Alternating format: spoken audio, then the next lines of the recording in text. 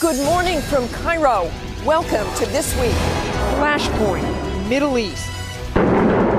Breaking this morning, U.S. warships in position for a possible strike on Syria. Accused of using chemical weapons, has Syria finally crossed a red line? It is very troublesome. Are we on the brink of war?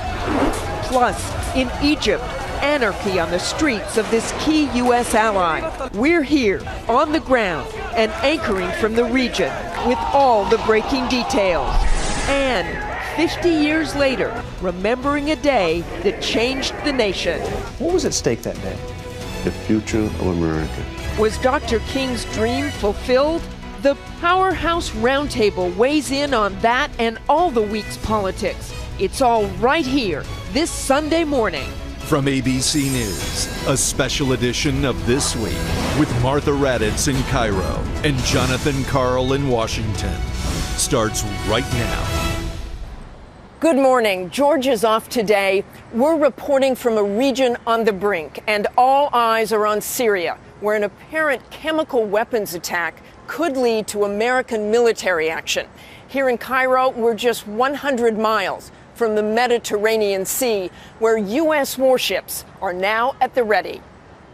This morning, officials tell ABC News that U.S. Navy destroyers now in the Mediterranean could be used to carry out limited military strikes, cruise missile strikes, designed to deter or prevent another chemical attack by the Assad regime if this week's suspected attack is verified. This is clearly a big event of grave concern.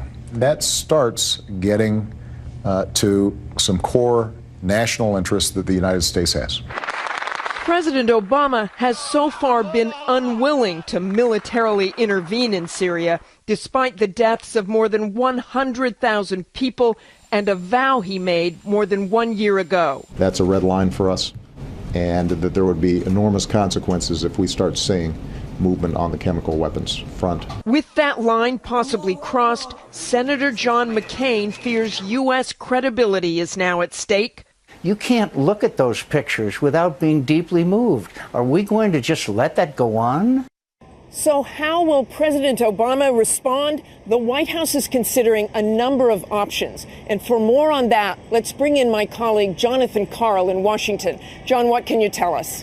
Martha, the president has ordered his national security team to draw up options for a possible military strike on Syria. One official tells me there is, quote, a strong suspicion that the Assad regime is responsible for what appears to be a large-scale chemical attack on civilians, including many children. The intelligence community is still gathering evidence, but the senior official tells me there are already strong indications implicating the Syrian government. The attack was on rebel-held territory and apparently done using rockets that the rebels do not possess. But there is a divide in the White House on how forcefully to respond, although an official tells me if there is a strike, it must be timely, done soon enough to prevent another chemical attack.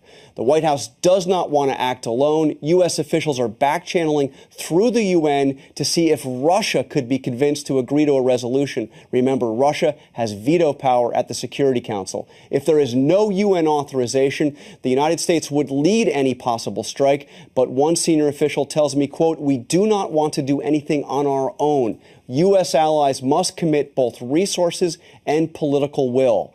We'll have more from here in Washington in a few moments, but first let's go back to the region. Martha?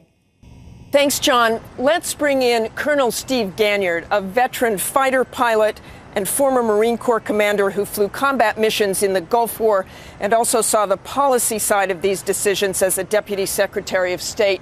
Welcome, Colonel Ganyard. I want to get right to the question about these possible cruise missile strikes. The White House has made very clear there will be no boots on the ground. So how would these cruise missile strikes work out of the Mediterranean? There are a couple ways it can be done, Martha. One is by launching these cruise missiles from ships at sea that would be out in the eastern Mediterranean, or they can be launched from submarines. We got to remember what a cruise missile is. It's a long 20-foot sort of flying torpedo, and it has wings on it and a little jet engine that allows it to fly at very low altitudes over the sea. It can fly through mountain canyons, and it can hit with accuracies where you can pick third level window on the left. So that kind of accuracy is good. But we also have to remember that they're small warheads and there are not a lot of these missiles. And so right up front, if it's going to be low risk, we know that we're going to be prescribed in the amount of military force we can apply. One of the things people we've talked to have said is there might be missions with fighter jets. I know you've gone on these kinds of missions before. This would be very different because the fighter jets would not actually enter Syrian airspace. How does that work and why wouldn't they?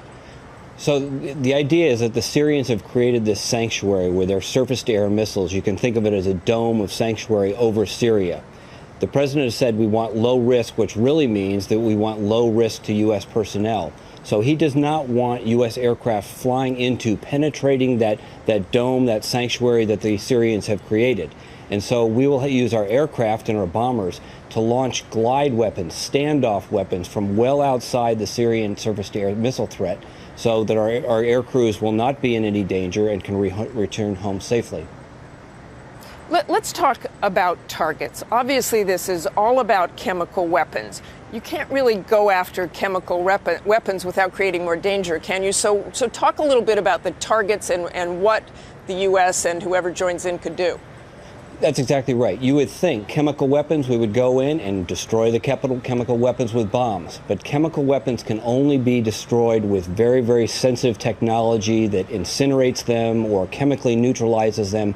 You can't just go in and drop a bomb on a bunker and expect it to neutralize the Syrian chemical capabilities. In the worst case there would be that you would bomb this bunker and you would throw chemical weapons all over the desert and perhaps throw these containers of sarin gas or nerve gas, some sort of agent that could be picked up by somebody and used in a terrorist attack. So highly unlikely that we will go after the sites themselves that contain these weapons, but we will probably attack things that allow them to employ these kinds of weapons, things like airfields, like command and control facilities, military headquarters, perhaps airplanes, airfields, those things that would allow the Syrian military to employ gas against its citizens. From what you've heard, does this seem like a symbolic attack, or could it actually really do some good? I think we need to temper our expectations. This is a very limited attack. What's being discussed is a very limited military attack. I think the best that we could hope for is to deter Mr. Assad from using chemicals against his people again. But it's not going to help with the refugee problem. And worst case, it could lead to he would just shrug off the attack, and it would precipitate follow-on military attacks and perhaps drag us into a larger Middle East conflict, which is something that the White House seems quite keen to avoid. Thanks so much for joining us, Colonel Ganyard. Appreciate it. Thank you.